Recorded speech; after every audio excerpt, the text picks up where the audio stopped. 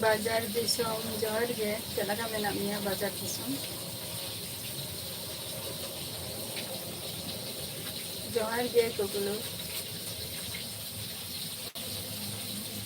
कमी कांता है इन कुकुलू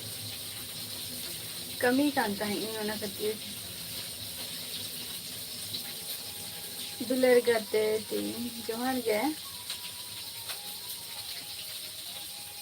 चको पे चिकाई तबवानी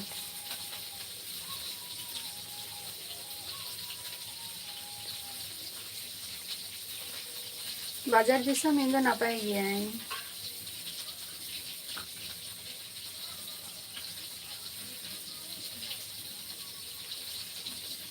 चलो अभी नापाय कथा काना बाजार दिसोम ना हो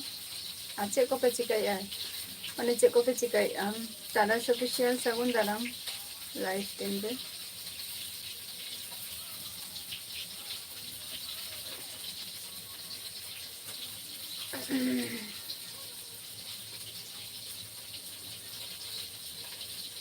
इनहो नापाय गे बाजार दिसोम नापाय गे इनहो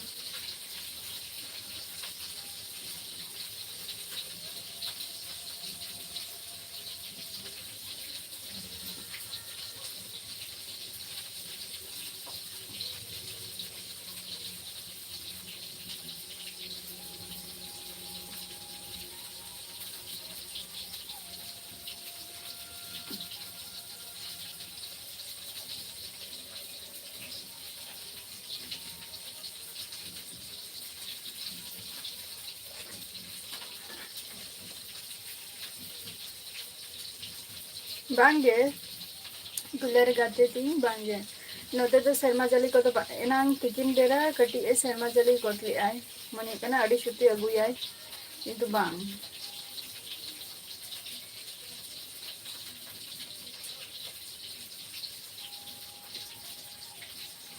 ओ आय मने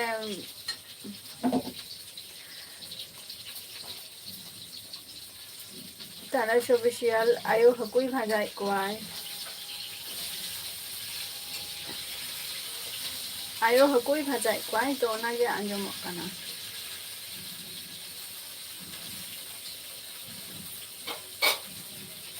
बांगे बाजार दिसोम बांगे ऑफ से ना कोनो ऑफ तो बांगे ठीक है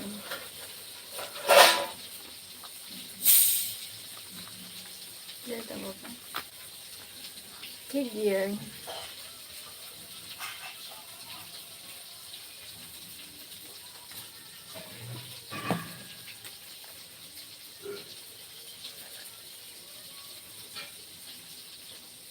कोई माछ कोई फिश अगर आलिया जहाँ डोभा में ना दो उन्हें रिंग करना को कोई फिश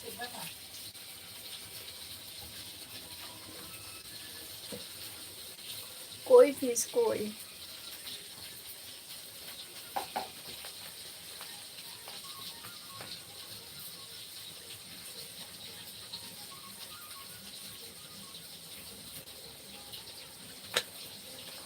दमे सिनेल क्या को नुको तो किंतु देसी हको गाना को हाँ शांतोष अड़ी दानम देगे यो आमी देखा मिया से ना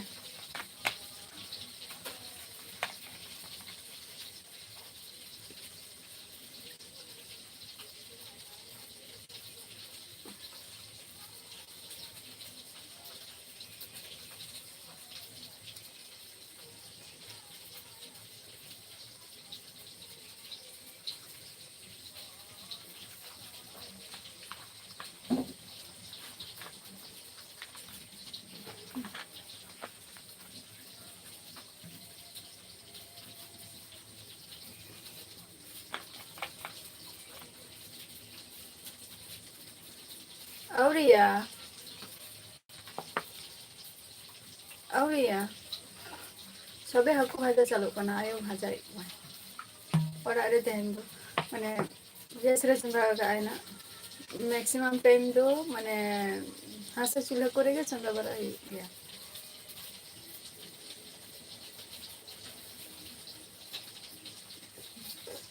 अवश्य अवश्य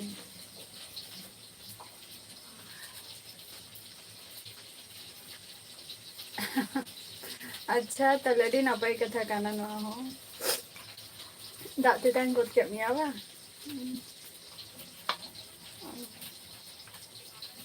एनान तेगिन जा गरम बुझा कान थान साय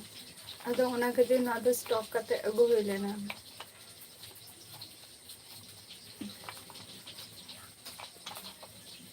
कुकलू है जम हुई अना चेदा बांगे सामने टुडू जोहार गे एसएस टुडू चेद के बांग नय आपे को सलागे रोपड़ बरा हुई कना आर आपे को पे जम बरा के आसे बांगे ले तबो पे बापे जम का खने हजे तबो पे आले दो तहन माने आयना तहन दो उतुई आय कोया को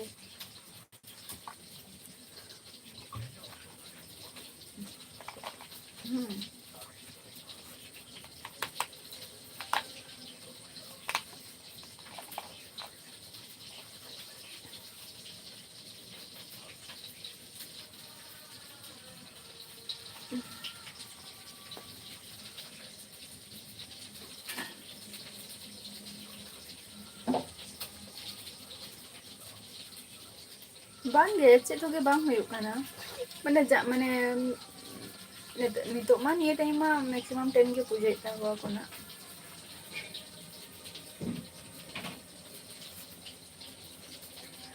थम्स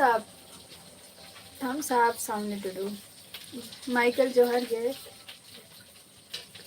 बांगे बांगे कुकलू बन जम का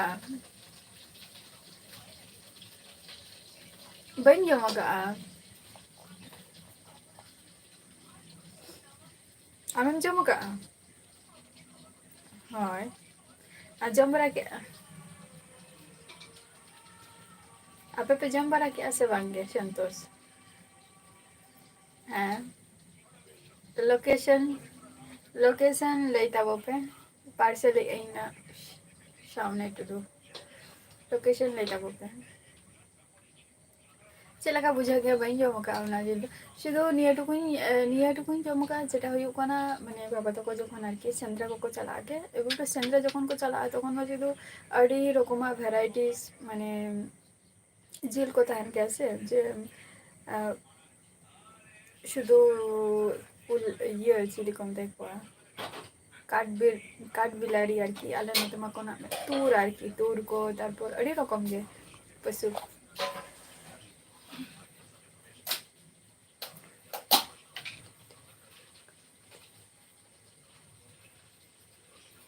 अच्छा नितो तो वीडियो एडिटिंग को बा अवश्य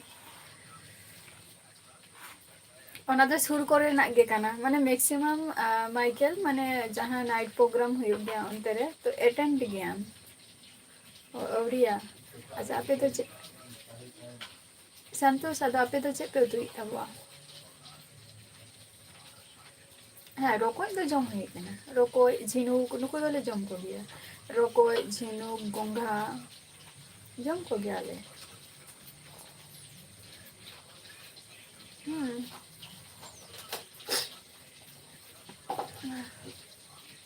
ब्लॉक रे हो मेना आनी ओना दो अरे ना पाई कोनो असुविधा बच्चे संतोष जो दिन बा जो टाइम की सब समय की चला बांग चला से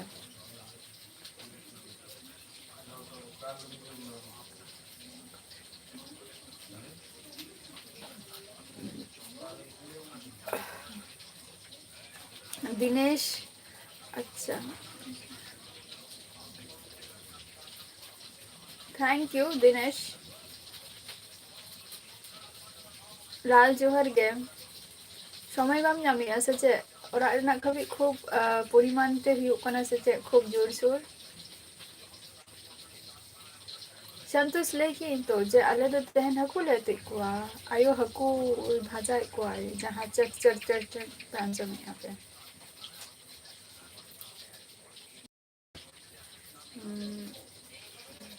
चे कोलिया हरो झील बहन जमका कुले झील बहन जमका तरहत बहन जमका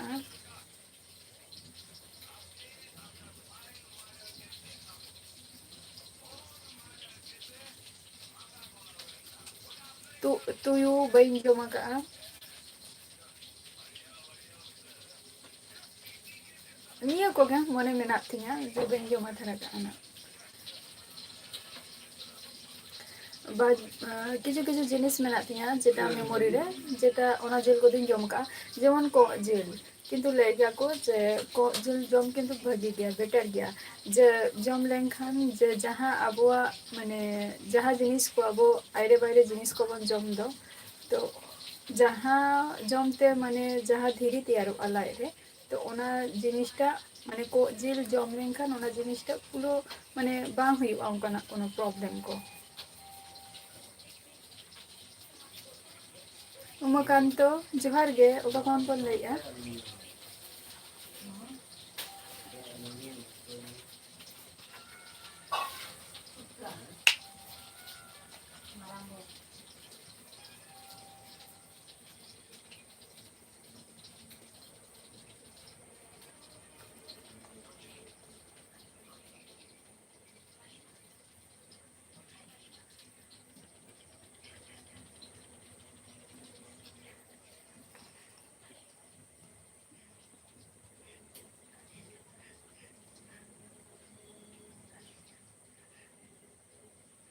Oh, sorry, sorry. अच्छा बामी लगा अतो कमी रे बिजिम ताहले ना सचे ओना खाते बामी लगा बिकॉज़ हम लोग जोहार गे इन लोग वेस्ट बंगाल नदिया डिस्ट्रिक्ट खुनी लाई है वेस्ट बंगाल नदिया डिस्ट्रिक्ट खोय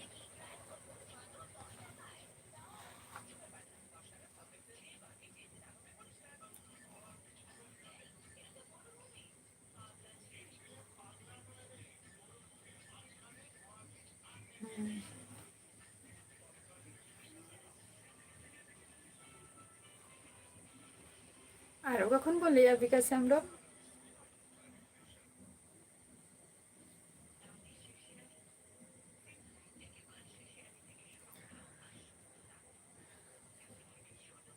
बिहार को अच्छा को कौन चिकाई गया कमी को दो निर्मल सोरेन जोहार के जमरा के अपे से बांगे तेन में कटे लाइट रे कटे लेट कटे इन हजो कना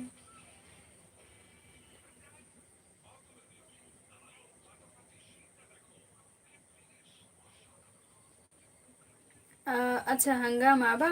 कुकलू देप है उनमा जेटा हंगामा बोलते थे जेटा एग्जाम चक्री बातिल करना नामा पे बढ़ाई गया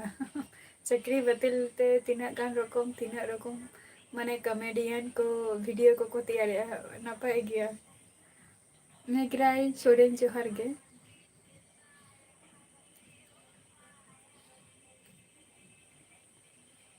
कमी रेना टेंशन ते कमी रेना चाप ते ओना दो दुलेर गाते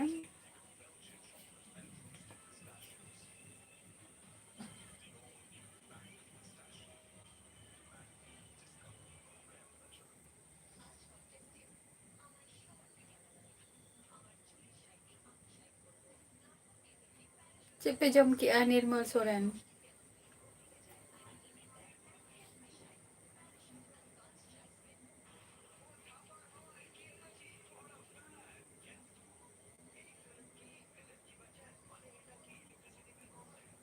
निर्मल सोरेन किछु दिन लहा खन लाइव रेम हाजुग काना और आपे को सला इन रोपर काना आम निया कथा कुलिंग में हिली दालो में तेंगे हसा दीदी होई में मई होई में मारांग मई हपन मई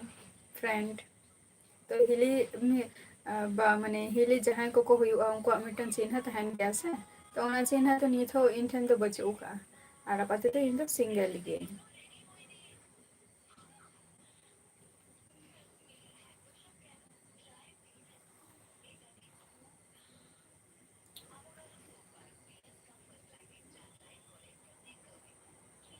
अच्छा मुंशीदाबाद रे हैं मुंशीदाबाद रे मा ना जेटा हुयुग काना माने हिंदू हिंदू ओना हो हिंदू और मुस्लिम होय ओना ओना निया मिटन हंगामा चलु कान था निया खबर तुम ले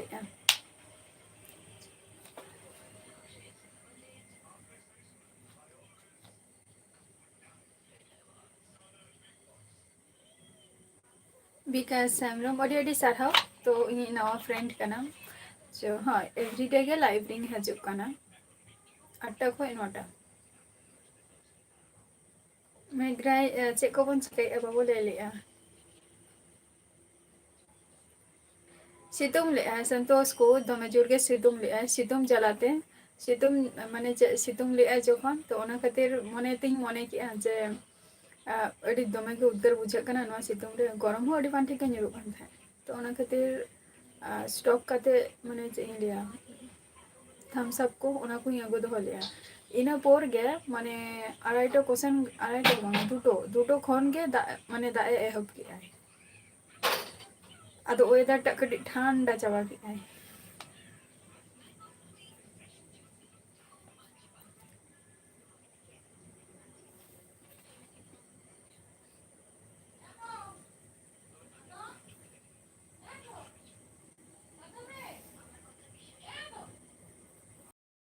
भारत सोरेन ऑफिशियल जोहार गे ओका खन बोल ले होय झल गया कुकलू देव झल गया मोटा मोटी भाई के झल गया संतोष को माने तेहन लेट रे हजू को नहीं कारण ते मेता फोन करी से जे कमी रे गटे चाप ता हालेन तिंगा तेहन दो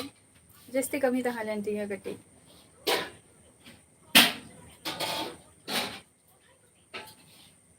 ओना खातिर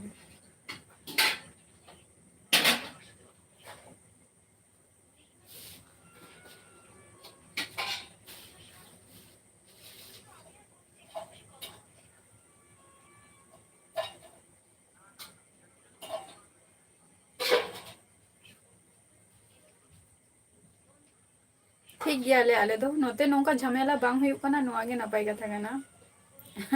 माइकल गुड मॉर्निंग नितो रे एडवांस रे गुड मॉर्निंग बाम ले ले जे मोटा मोटी प्रोग्राम जायगा दम चला गया माने सुर करे हो हाय ओना खातिर फेस तेहन तेहन ओना खातिर फेस रे ना रिएक्शन हो कटी आलादा गया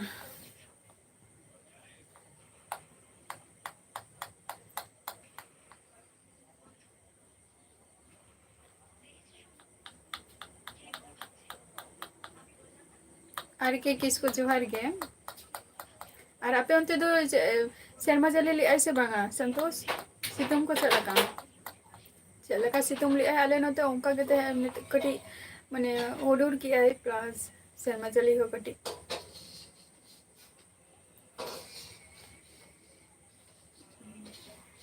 अच्छा नाइट ड्यूटी रे हाँ बांगा इन दो निये कथे ले जे सुर करे माने जहां नाइट प्रोग्राम को हुई वहां पे उनते ताले खान दो प्राय माने प्राय गे अटेंड तो हुई कन गया नुआ कथिन कुले में ता है जोहार गे आर के किसको का कौन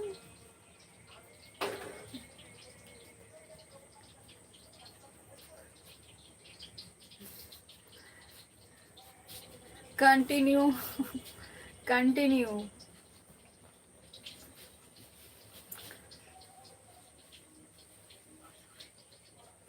कंटिन्यू 5 घंटा कंटिन्यू 5 घंटा जदि ओको सला हो बांग रोर शुधु निजेरा जहां कमी ओना रेगे फोकस अच्छा ओको सला हो बांग रोर माने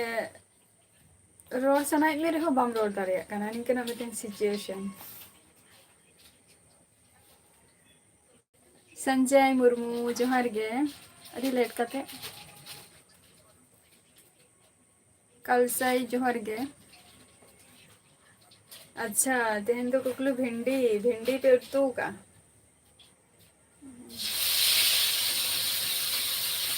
ओ अदो तेहन दो बम चला आपे सेन तो 3 बजे आले सेन तो हुई कना 2 बजे पर प्रकाश जोहार गे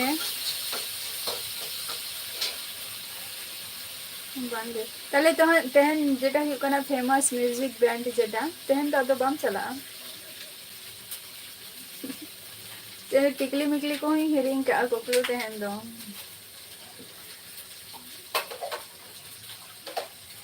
हाँ संजय हाय तेहन तो कटे लेट गे हुई कना अच्छा 12टा खय चलो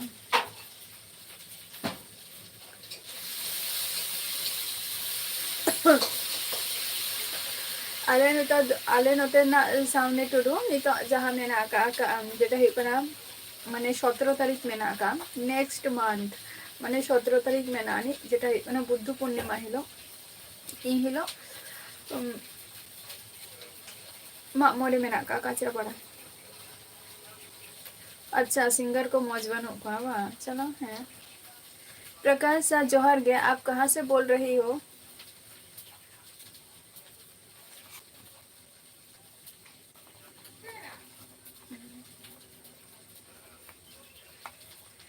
भागी भागी सिंगर को अगो दरकार है आले जमन मिटन टाइम रेगे नोडे कल्याणी रे को बोले को मछली संजय मुर्मू मछली मछली तंत हको तो ना हका हला जमन पयला बैसाख रे ताहले ना हला हो हको हला तो बाबा बाजार खन हको बोले को और भाई दो जिले बोले आई तो निया उतु हुई गना आ तेहन हो हको साफ हुई लेना ना दो डबा रिन गना को आदो ओडे खन कोई हको के आए चंदा को थैंक यू सामने टुडू अवश्य देखो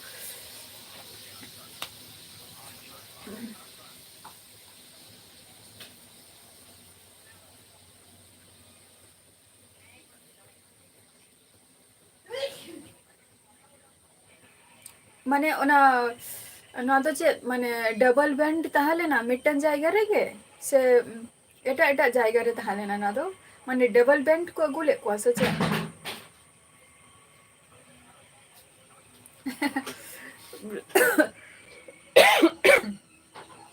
वेट कुकलू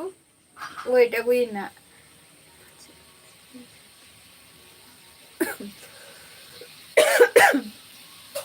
एकदम शांतोष एकदम ठीक था केम लई आम ओना खातिर नितो मा चुपचाप जखन गे उठिए खा खुद अवश्य गे बार जायगा रे अच्छा अच्छा बांग आले नोडे जहां जायगा रे हुई कांदो माने आले अतु रे हुई दो आले तो बारिया बेंट ले बोले को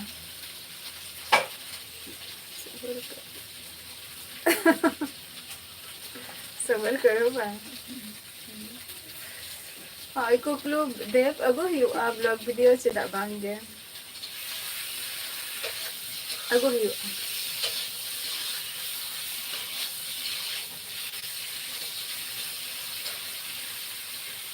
लगन गना तरसले में जंगरा के अंश बांगे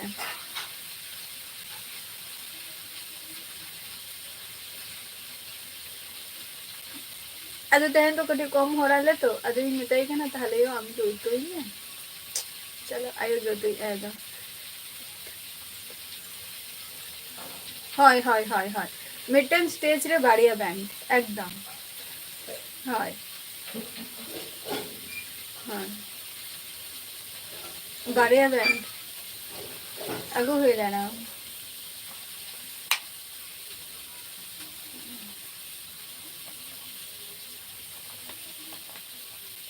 ओ बांगे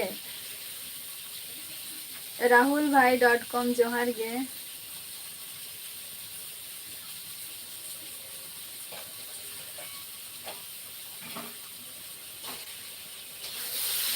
राहुल भाई इन दो वेस्ट बंगाल को नहीं लइया आम दो ओका वर्ल्ड को नहीं लइया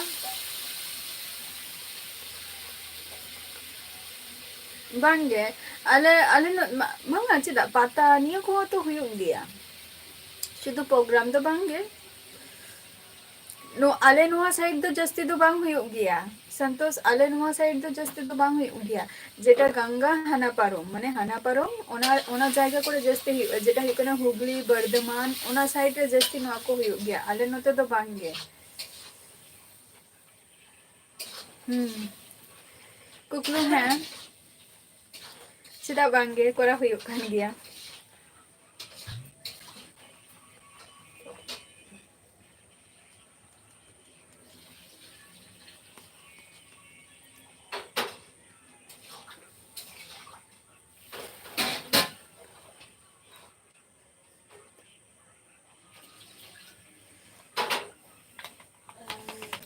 ए यो अच्छे को साफ करे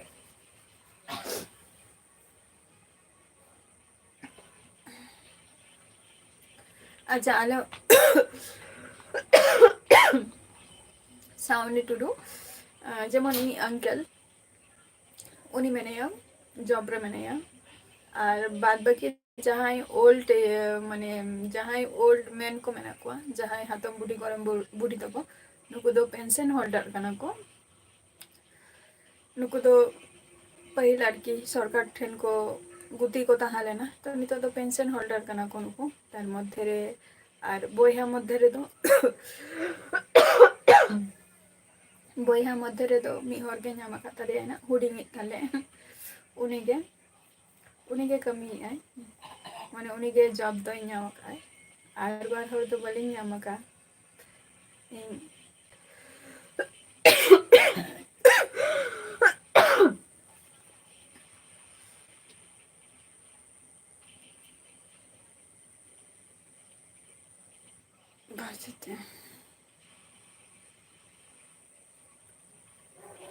चिदा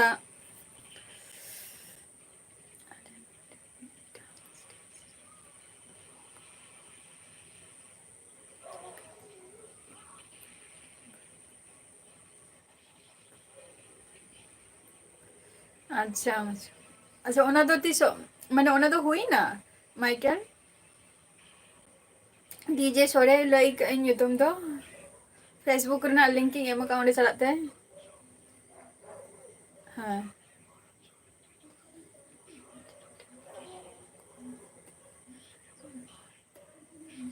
हाँ ओना दो पहिल को ताहा लेना और नितो दो नितो दो आदो पेंशन होल्डर कना को उनको दो माने गरम आराम गरम बुढ़ी नुको दो मिटन सरकारी स्टाफ खाना को आरकी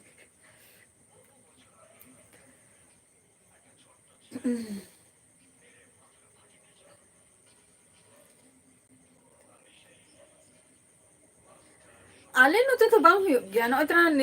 रिसेंटली पे बछर खन हुयुग कना ना आले नोते तो पे बछर खन हुयुग कना आले आले अतु रे दो मैक्सिमम लई एना और जहाँ सुर करे नोआ इलाका करे माने आले निये सुर करे लई क्या ना नोआ करे दो बांगे जेमन मदनपुर उनते करे दो हुयुग गया आले नोते तो बांगे तरस बइन थी रे कना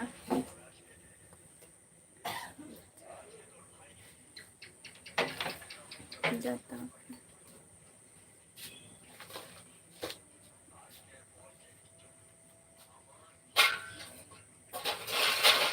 पशुपति है छतो के नपाय गया वो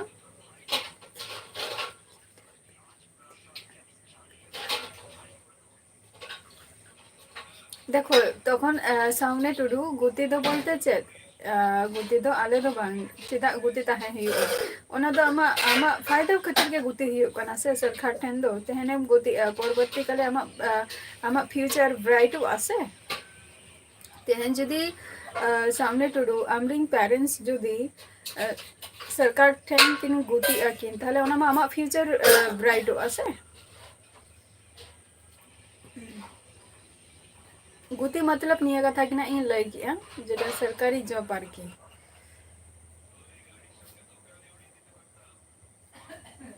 अच्छा 21 अप्रैल माने निया मास मेना का ओझा दादा वाह नाइट मुझे अड़ी अड़ी अड़ी नापाय नापाय तो ताहले को अगुई को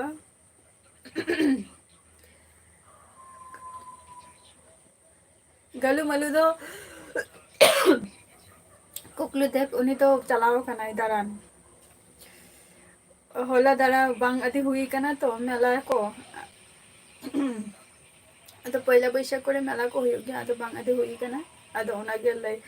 अतो तेहन चलाओ कना कटी दारान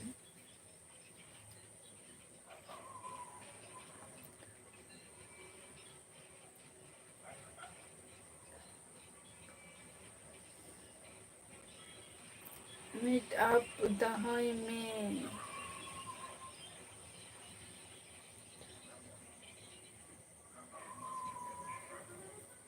Karash bing bujali aja lagi.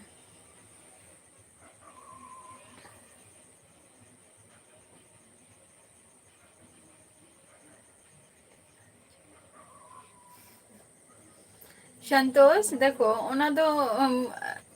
तीना बारी मेता बना शुधु वेस्ट बेंगल रे दो बांगे ना दो गोटा जायगा रेगे मेना को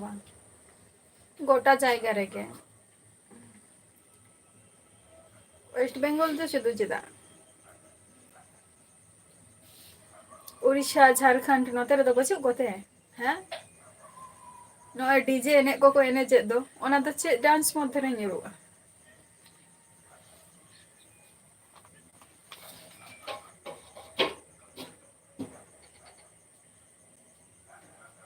होला होला होला हे को आई मेंते होला हो दमे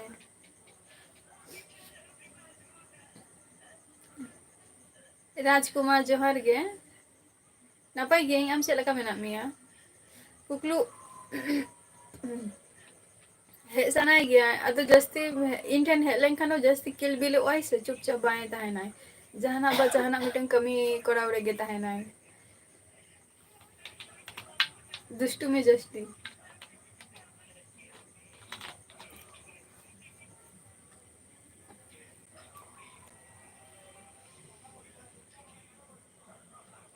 चेदा बांगे बास्के दाका मुनगा आरामा दमे गे सिबिला सामने टुडू दमे गे सिबिला नोका चीज आर ओकारे हो बांगा मिस गया इनवा को चीज तो आले नोते मा मेना मुनगा दरे मा रोहोय कान गया मुनगा रा भई गे तो बास्के दा मडी अन मुनगा रा भगी गया तो चेदा बांगे इंदी लेया आले मुनगा दरे मा खाली उनको पहल रिंग हर को हजु आको आर को जम चाबे आको खाली चेद हो माने बारगरे माने दिन सारा हरो का में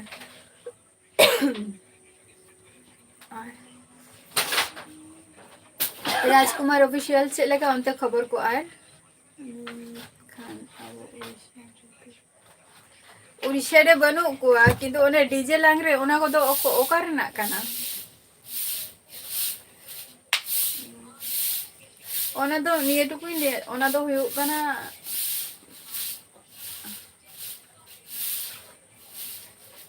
आय बाबा हो माने गाइडनेस थाका दरकार काना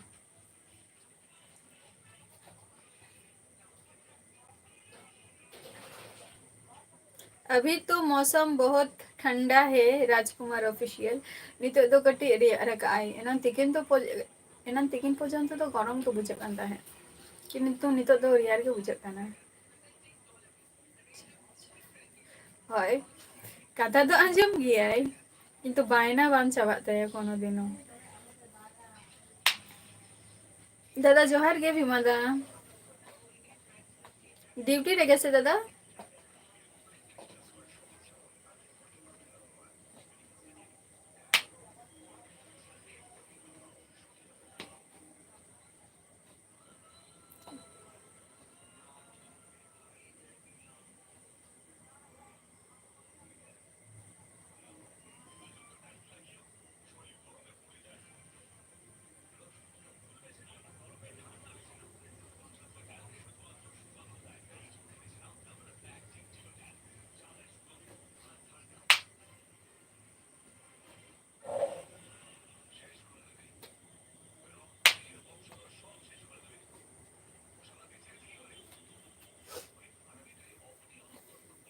अच्छा बिजी रे नितो तो कमी रे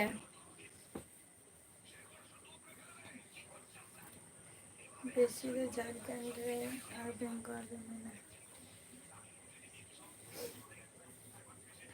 ओने तेरा डीजे एने जेटा को एने जे दो माने मिटंग शोकेस खातिर मिटंग अलमारी खातिर लुहुक मैनिया मिटंग इवेंट काना नोआ मिटंग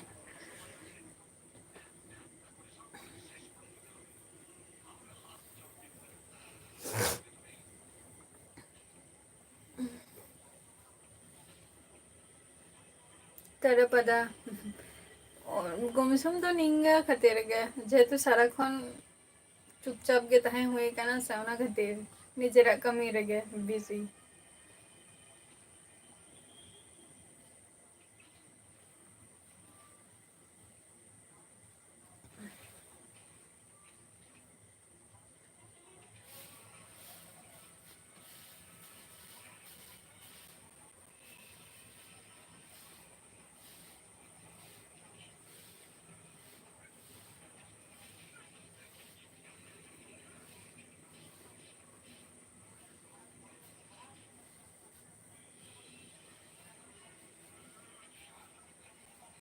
नाइट ड्यूटी चलो कना से मैं चला क्लास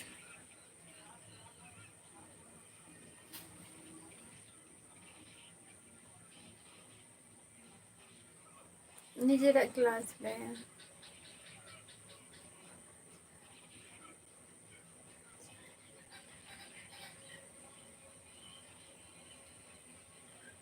सेरेंग सेरेंग सेरेंग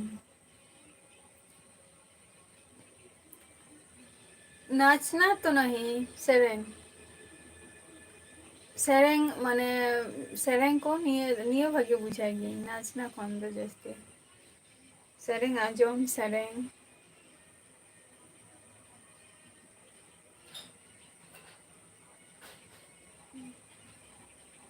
एने मा खूब एक तो भागे बइन दारिया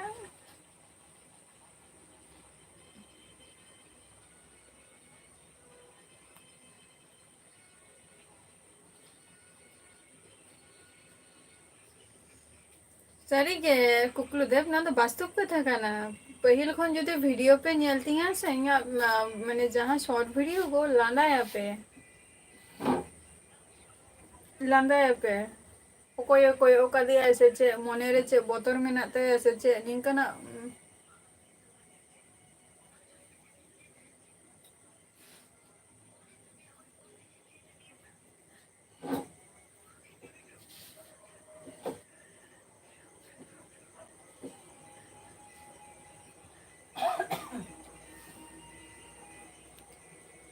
मैक्सिमम ओना के बा ना तो सरी कथा गेम लई गया जेमन नेतार जेमन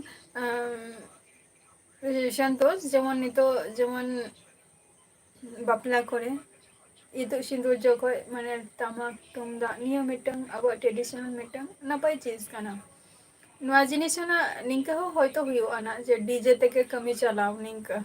जेतो जस्ती मा कुड़ी गिद्रा बोलो कोड़ा गिद्रा बोलो जस्ती एने गेको उधुरवे माने एने के जस्ती मा को ओना रेगे झुकी काना को ताले ओकोय तो तामाक आर तुमदाग दो रुयाय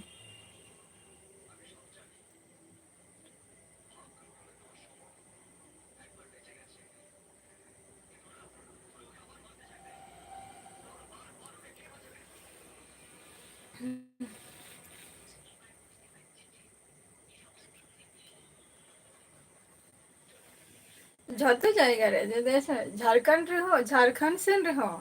उनी हो बांग कमी माने मिटंग मिटंग दिसम रे मिटंग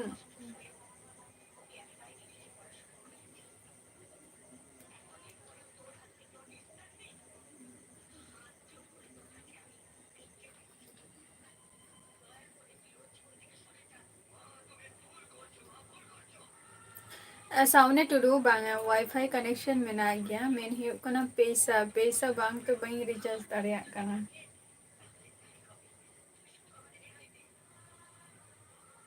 बखन दो वीडियो को तो छतो वाईफाई ते गिंग ये या और बड़े किचुटा रे हो वाईफाई ते रे जदम अपलोड बा चिके तिना टा चे चिका फायदा ओना मिन बड़ाई गया किचुटा होले हो पुरोटा बांग रे हो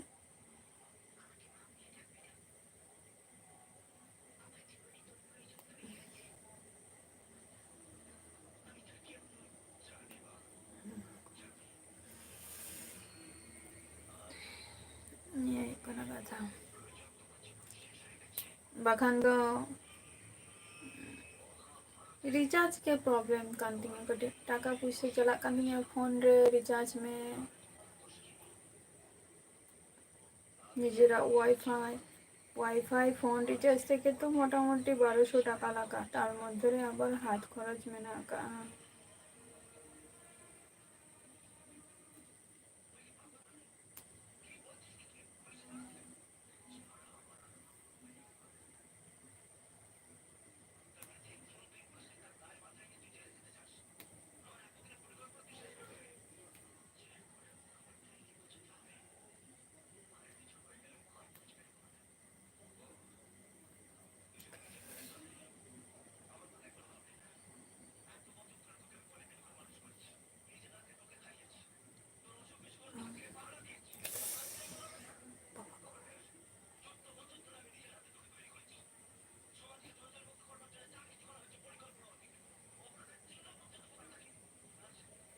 जियो जियो जियो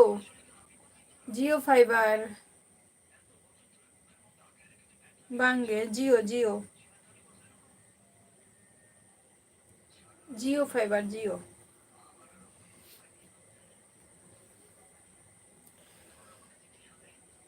आले सेनाग बा हय हय हय हय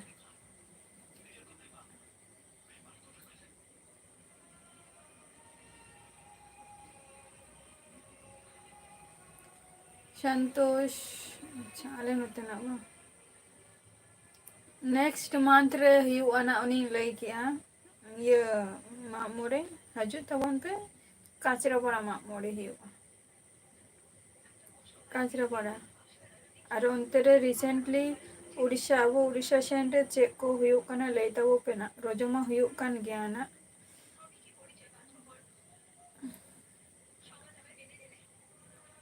रजो por के ना मा ये रात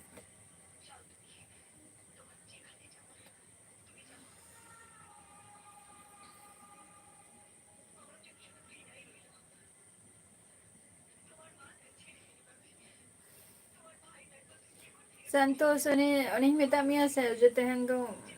माने ला एतो चुपचाप को दुरुब होचो कदिंगा ᱚᱠᱚᱭ ᱥᱟᱞᱟᱜ ᱦᱚᱸ ᱨᱚᱲ ᱦᱚᱸ ᱵᱟᱝᱜᱮ ᱱᱤᱡᱮᱨᱟᱜ ᱠᱟᱹᱢᱤ ᱨᱮᱜᱮ ᱛᱚ ᱵᱳᱨᱤᱝ ᱵᱟᱝ ᱵᱩᱡᱷᱟᱹᱜᱼᱟ ᱢᱟᱥᱮ ᱵᱚᱦᱚᱜ ᱠᱚ ᱯᱟᱜᱞᱟ ᱩᱛᱟᱹᱨᱚᱜᱼᱟ ᱯᱟᱜᱞᱟ ᱫᱚ ᱵᱟᱝ ᱯᱟᱜᱞᱤ ᱩᱛᱟᱹᱨᱚᱜᱼᱟ टेंशन ते कुकलू देव ना मैं उड़ा उड़ा बोलते बही बुझो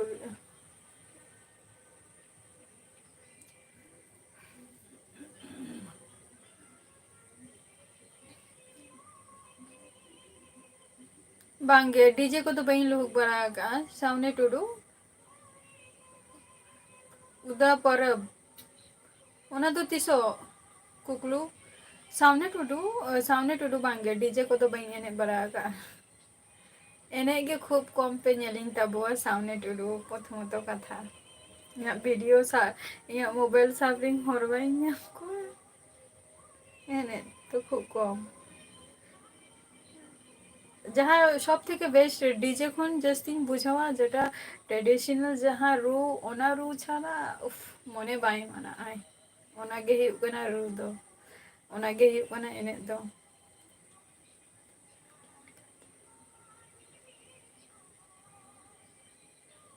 चेदा बाइन चला संतोष चला आई लई काते चेदा बाइन चला आई चेदा पे मने जे बाइन चला मेनते अच्छा नॉय बालेश्वर खन जेटा बालेश्वर खन बरीपादा दो 3 किलोमीटर गान हुआ सिकंदर हंसदा नापाय गी आपे को चेद लका मेना पेया उड़िया रे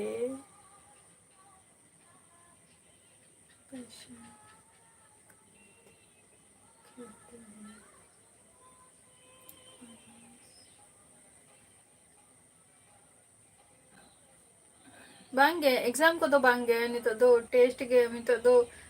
चलु कान तिया क्लास के सामने एग्जाम को मेना नहीं तो इन खातिर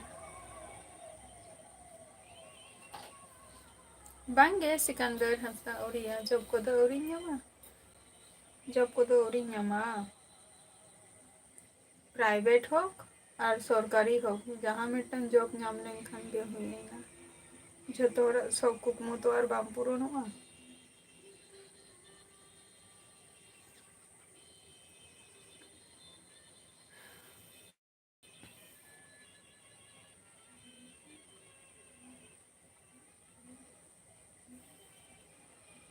अच्छा उड़िया रे ओना तो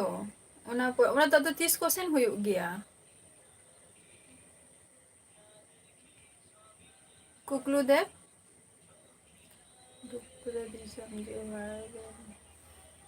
ओना में सडनली रिसेंटली मी सप्ताह खनी को बांग हुई कम लाइका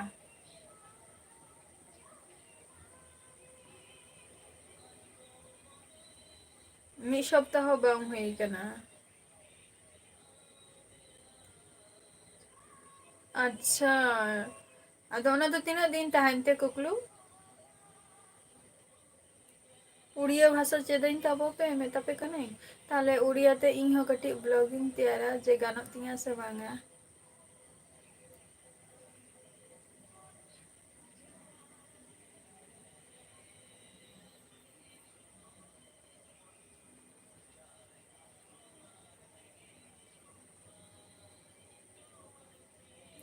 शंकर हंसता तियांग को पे ताले बापला हुआ से जमाई हुआ जोखन हुआ ले बोना ना सिकंदर जोखन हुआ ठीक ले बोना ना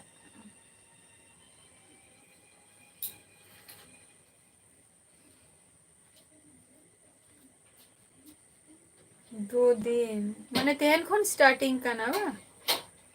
कुकलू BKM ब्लॉगर जोहर गे ओका खनेम ले BKM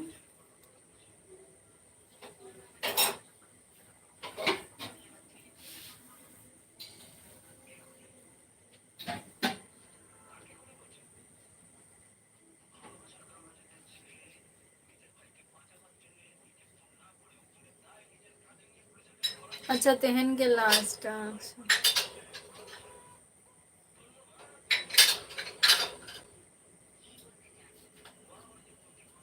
अच्छा नुकु उड़िया अब सान्ताल भाषा को बुझाव गया से बांगे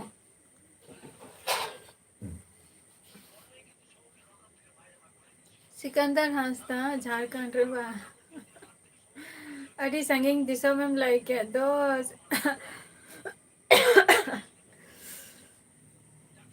है चेदा बांगे सिकंदर बुझाव गया को अब सान्ताल भाषा अच्छा अच्छा माने सान्ताली भाषा धाले बन बुझाव गया चलो इन्हीं बड़े जहाँ तो बाको बुझाव गया को उनको उड़िया को तो जा भाषा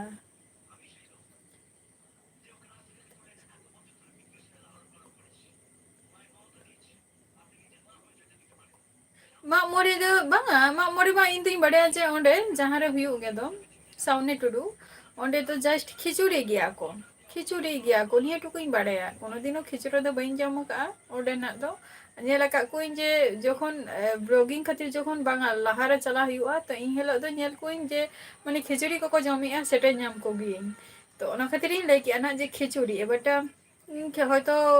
सिम को निका हुयु गया से चे निका ही उना दो बइन बड़ाया इन होना अच्छा चलो नापाई कथा काना तो तार माने बुझाओ गया बन बा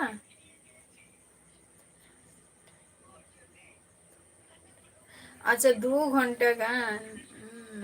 माने बालेश्वर खन नोंडे आ नोआ अबो जहां माने बड़ीपदा मा अम्मा थाले सूर गया अम्मा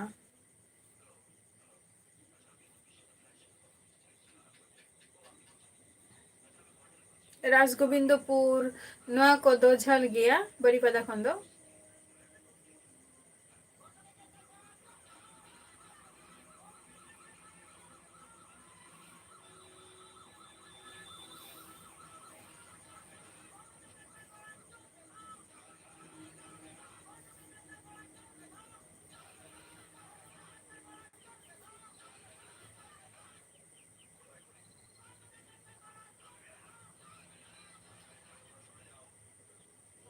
अच्छा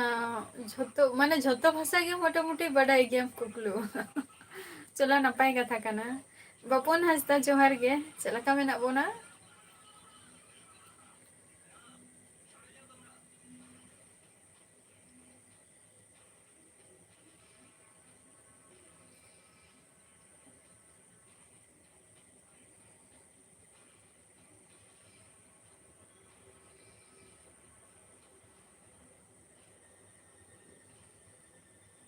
बेसे गे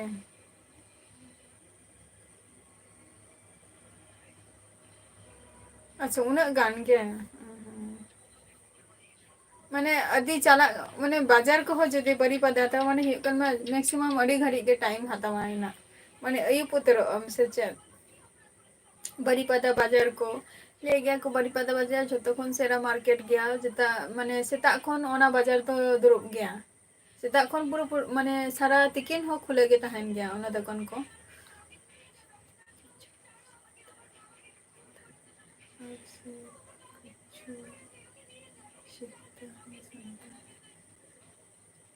ᱟᱪᱪᱷᱟ ᱪᱚᱞᱚ ᱱᱟᱯᱟᱭ ᱠᱟᱛᱷᱟ ᱠᱟᱱᱟ ᱠᱩᱠᱞᱩ ᱡᱮ ᱠᱤᱪᱷᱩ ᱛᱚᱢ ᱪᱮᱫᱮᱜᱼᱟ ᱡᱮ ᱥᱟᱱᱛᱟᱞᱤ ᱠᱚ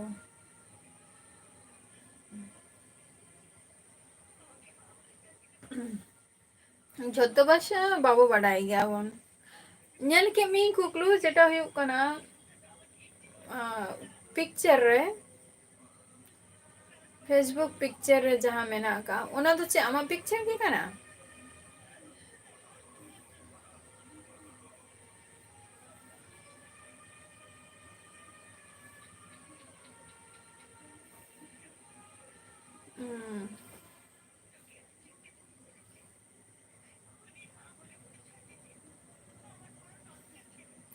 ᱡᱚᱠᱷᱚᱱ ᱤᱧᱤᱧ ᱪᱟᱞᱟᱜᱼᱟ ᱡᱩᱫᱤ ᱢᱤᱫᱴᱟᱝ ᱥᱟᱹᱲᱤ ᱠᱚ ᱦᱳᱭ ᱥᱟᱹᱲᱤ ᱵᱚᱞᱚ ᱛᱟᱨᱯᱚᱨ ᱦᱩᱭᱩᱜ ᱦᱳᱭ ᱥᱟᱹᱨᱤᱜᱮ ᱡᱩᱫᱤ ᱚᱱᱛᱮ ᱡᱩᱫᱤ ᱟᱯᱮ ᱡᱩᱫᱤ ᱠᱚᱢ ᱠᱟᱛᱮ ᱡᱩᱫᱤ ᱢᱟᱱᱮ ᱟᱯᱮ ᱢᱟ ᱡᱮᱦᱮᱛᱩ ᱚᱱᱛᱮ ᱨᱮᱱ ᱦᱚᱲ ᱠᱟᱱᱟ ᱯᱮ ᱞᱟᱹᱭ ᱜᱮᱭᱟ ᱠᱚ ᱡᱮ ᱡᱷᱟᱹᱞ ᱫᱤᱥᱚᱢ ᱨᱮᱱ ᱦᱚᱲ ᱫᱚ ᱠᱟᱹᱴᱤᱡ ᱠᱚ ᱴᱷᱚᱠᱟᱣ ᱠᱚᱜᱮᱭᱟ ᱠᱚ ᱟᱨ ᱡᱟᱦᱟᱸᱭ ᱥᱩᱨ ᱨᱮ ᱢᱮᱱᱟᱜ ᱠᱚᱣᱟ ᱩᱱᱠᱩ ᱫᱚ ᱵᱟᱠᱚ ᱴᱷᱚᱠᱟᱣ ᱠᱚᱜᱮᱭᱟ ᱢᱟᱱᱮ ᱫᱚᱠᱟᱱ ᱯᱟᱴ ᱠᱚᱨᱮ ᱟᱨᱠᱤ ᱡᱟᱹᱥᱛᱤ ᱫᱟᱢ ᱵᱟᱠᱚ ᱞᱟᱹᱭᱟᱠᱚ ᱡᱟᱹᱥᱛᱤ ᱫᱟᱢ ᱟᱨᱠᱤ ᱵᱟᱠᱚ ᱞᱟᱹᱭᱟᱠᱚ ᱡᱩᱫᱤᱧ ᱪᱟᱞᱟᱜ ᱠᱷᱟᱱ ᱛᱟᱦᱞᱮ ᱠᱷᱟᱱ ᱫᱚ ᱡᱚᱠᱷᱚᱱᱤᱧ ᱪᱟᱞᱟᱜᱼᱟ ᱢᱚᱴᱟᱢᱩᱴᱤ 5 ᱜᱚᱴᱟᱝ ᱜᱟᱱ ᱥᱟᱹᱲᱤᱧ ᱟᱹᱜᱩᱭᱟ ᱚᱱᱛᱮ ᱠᱷᱚᱱ যেটা পছন্দের মতো আর কি যদি কম তেকো এমᱚᱜ খান কম তে ᱚᱱᱟ ᱦᱚᱸ ᱡᱩᱫᱤ ᱟᱯᱮ ᱡᱩᱫᱤ ᱯᱮ ᱫᱟᱲᱮᱭᱟᱜ ᱠᱷᱟᱱ ᱠᱚᱢᱛᱮ ᱛᱚᱵᱮᱜᱤᱧ ᱦᱟᱛᱟᱣᱟ 5 ᱜᱚᱴᱟᱝ ᱜᱟᱱ ᱡᱚᱠᱷᱚᱱᱤᱧ ᱪᱟᱞᱟᱜᱼᱟ ᱯᱷᱚᱴᱳ ᱦᱳᱭ ᱯᱷᱚᱴᱳ ᱜᱮᱧ ᱞᱟᱹᱭᱮᱜᱼᱟ ᱦᱳᱭ ᱥᱚᱨᱮᱱ ᱠᱚᱲᱟ ᱡᱚᱦᱟᱨ ᱜᱮ ᱪᱮᱫ ᱞᱮᱠᱟ ᱢᱮᱱᱟᱜ ᱯᱮᱭᱟ ᱰᱤᱡᱮ ᱥᱩᱨᱮᱱᱫᱨᱚ ᱡᱚᱦᱟᱨ ᱜᱮ ᱪᱮᱫ ᱞᱮᱠᱟ ᱢᱮᱱᱟᱜ ᱯᱮᱭᱟ ᱞᱟᱹᱭ ᱛᱟᱵᱚᱱ ᱯᱮ ᱚ ᱟᱪᱪᱷᱟ ᱪᱚᱞᱚ ᱵᱟᱝᱟ ᱟᱨ ᱢᱤᱫᱴᱟᱝ ᱪᱮᱫ ᱨᱮᱪᱚᱧ ᱧᱮᱞ ᱠᱮᱜᱼᱟ ᱡᱮ ᱯᱳᱥᱴ ᱞᱮᱜᱼᱟ ᱢᱚᱱᱮ ᱦᱩᱭᱩᱜ ᱠᱟᱱᱟ ᱯᱳᱥᱴ ᱜᱮᱛᱚ ᱢᱚᱱᱮ ᱦᱩᱭᱩᱜ ᱠᱟᱱᱟ ᱚᱱᱟ ᱫᱚ ᱚᱠᱚᱭᱟᱜ ᱯᱤᱠᱪᱟᱨ ᱠᱟᱱᱟ ᱟᱫᱚ ᱡᱟᱦᱟᱸ ᱯᱳᱥᱴ ᱮᱜᱼᱟ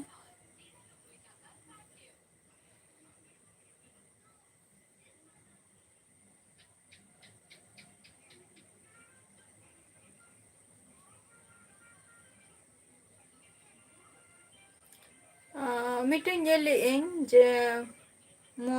মোটামুটি ফিটনেস মোটা সোটা গিয়াই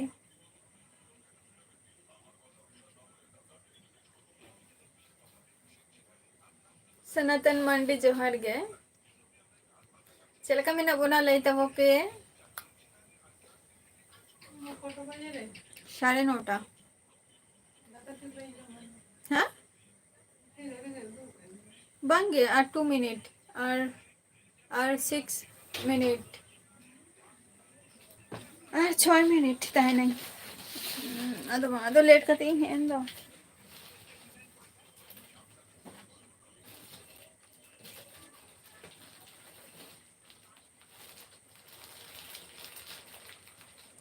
ᱥᱟᱹᱲᱤ ᱫᱚ ᱛᱤᱱᱟᱹᱜ ᱨᱮᱴ ᱩᱱᱟᱹᱜ ᱛᱮᱜᱮ ᱠᱚ ᱟᱞᱮ ᱱᱚᱛᱮ ᱞᱟᱹᱭ ᱜᱮᱭᱟ ᱠᱚ ᱡᱮ ᱡᱷᱚᱛᱚ ᱟᱞᱮ ᱱᱚᱛᱮ ᱢᱟ ᱯᱷᱮᱠᱴরি ᱢᱟ ᱵᱟᱹᱪᱩᱜ ᱟᱠᱟᱜᱼᱟ ᱥᱮ ᱟᱵᱚ ᱥᱟᱱᱛᱟᱞᱤ ᱡᱟᱦᱟᱸ ᱥᱟᱹᱲᱤ ᱠᱚ ᱚᱱᱟ ᱠᱚᱢᱟ ᱱᱚᱛᱮ ᱢᱟ ᱠᱳᱱᱳ ᱯᱷᱮᱠᱴরি ᱠᱚ ᱵᱟᱹᱪᱩᱜ ᱟᱹᱱᱤᱡ ᱚᱱᱛᱮ ᱠᱷᱚᱱ ᱜᱮᱛᱚ ᱥᱮ ᱥᱟᱹᱲᱤ ᱠᱚᱠᱚ ᱟᱹᱜᱩᱭᱮᱫᱼᱟ ᱱᱚᱛᱮ ᱨᱮᱜᱮ ᱠᱚ ᱟᱹᱠᱷᱨᱤᱧᱮᱫᱼᱟ ᱛᱟᱦᱞᱮ ᱠᱷᱟᱱ ᱤᱧ ᱡᱚᱛᱚᱴᱟᱧ ᱢᱟᱱᱮ ᱤᱧᱟᱹᱜ ᱟᱱᱫᱟᱡ ᱛᱮ ᱵᱟ ᱤᱧᱟᱹᱜ ᱟᱭᱰᱤᱭᱟ ᱛᱤᱧ ᱞᱟᱹᱭᱮᱫᱼᱟ ᱱᱟ ᱡᱮ ᱚᱱᱛᱮ ᱫᱚ ᱦᱚᱭᱛᱳ ᱞᱟᱹᱭ ᱜᱮᱭᱟ ᱠᱚ ᱡᱮ ᱚᱱᱛᱮ ᱫᱚ ᱠᱟᱹᱴᱤᱡ ᱦᱚᱭᱛᱳ ᱡᱟᱦᱟᱸ ᱵᱟᱡᱟᱨ ᱠᱚᱨᱮ ᱥᱮ ᱦᱟᱴ ᱠᱚᱨᱮ ᱚᱱᱟ ᱥᱟᱹᱲᱤ ᱫᱟᱢ ᱠᱚᱫᱚ ᱠᱟᱹᱴᱤᱡ ᱠᱚᱢᱟ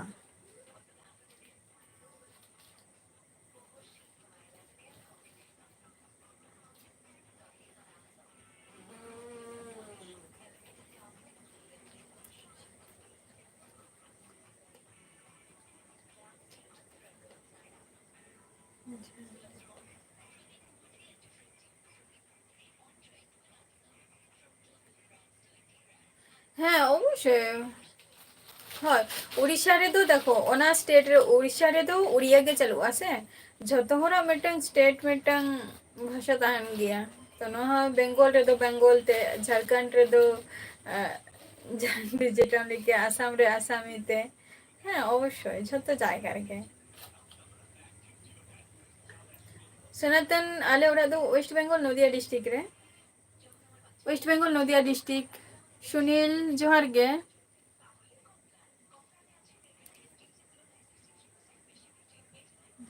एवटा मिटन साड़ी आले नोते जो रायरंगपुर तो कोनते नामो अच्छा उनते दो बा तबे हाँ उनते कौन जेमन आले नोते गे माने साड़ी दाम ची मेतामा माने एतो दामा आको अच्छा जहाँ जिनिस गे जहाँ तिना ये दाम हो चुना कुसी जदि बन कुसिया खान ना तो इया क्षेत्र लाई ना कुसी जदि कुसिया खान ताहले ओना तो कष्ट मष्ट रे हो ओना जिनिस हताई किनते हेन बांग रे हो गापई हतावा निंका যদি জিনিস যদি কুসিয়া খান আর আলে নতে যেটা হুয়ুগ কানা আডি মানে মিমিটন শাড়ি 1800 12,000 2000 তারপর 2050 100 নিকা কো দামা গিয়া শাড়ি কো আলে নতে তো হ্যাঁ অবশ্যই অবশ্যই কোয়ালিটি তো অবশ্যই ম্যাটার গিয়া যে স্মুথ গিয়া আছে বাঙ্গে অবশ্যই নেতার বিভিন্ন বিভিন্ন শাড়ি को डिजाइन को दुकान से सनातन अड़ी लगन गे दो क्वालिटी चितान रे डिपेंड आई आर नेतार मा लो क्वालिटी हो नामो गया और हाई क्वालिटी हो जेटा क्वालिटी चितान रे डिपेंड आर की जहां बन लाई गया ना इनका माने आले नते हाँ तबे आले नते जहां साड़ी को दामा गया को तो मोटामुटी लेइन जे क्वालिटी अलगे साड़ी चेलका दाम इनका गे चेलका साड़ी चेहरा नेलोआ इनका के दाम हो ओके जस्ती यार वही यहाँ हो टाइम क्लोज लगी इना संतोष ओके गबा दो ठीक टाइम लिंग है जो सेटर ठीक गया जाओ मैं संतोष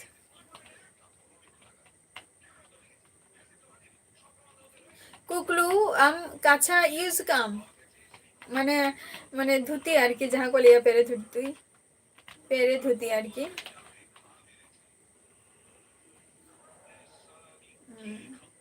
हाईएस्ट तीन प्राइस यूज का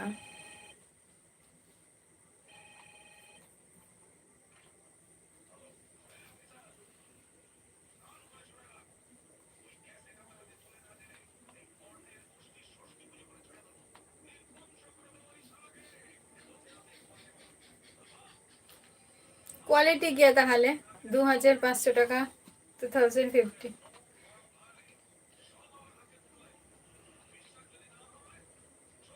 তাহলে এখানে হয়তো যে কোয়ালিটি আলাগে উনার দামও ধুতি উনার দামও হয়তো 1000 1500 12,000 চিতন খন দো ইনা দামও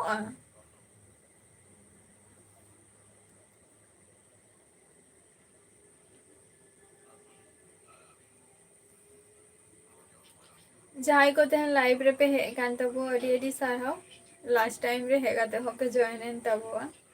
तो नेक्स्ट एपिसोड ना अच्छा रायरंगपुर रे बा रायरंगपुर अच्छा चलो बरलाम अडी लास्ट टाइम रे अच्छा तेन तो इना गे बन रोपड़ा ताहले गापा बन रोपड़ा ना आरो नौका गे 8टा खय आरो ओके स्वीटी चलो टाटा बाय बाय